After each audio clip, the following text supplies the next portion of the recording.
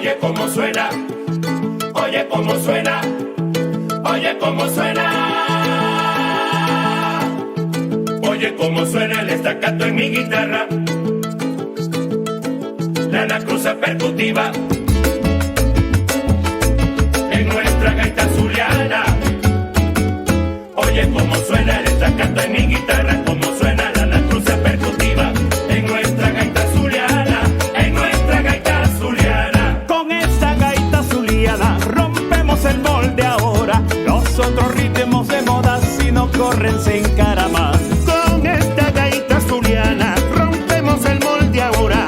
Los otros ritmos de moda si no corren se encaraman. Si no corren se encaraman, si no corren se encaraman, si no corren se encaraman. Oye cómo suena el estacato en mi guitarra, Movimiento, movimiento, la anacruza percutiva Sabor, sabor.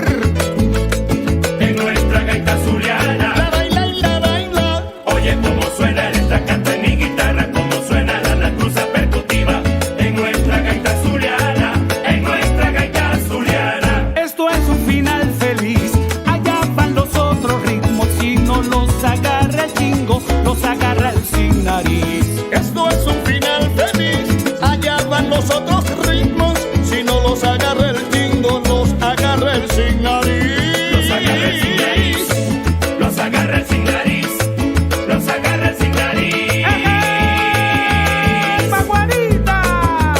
Oye cómo suena el estacato en mi guitarra, ¡Gózala, Wolfan Romero, Papi la Zulana! anacruza percutiva 35 años de éxito. en nuestra gaita zuliana.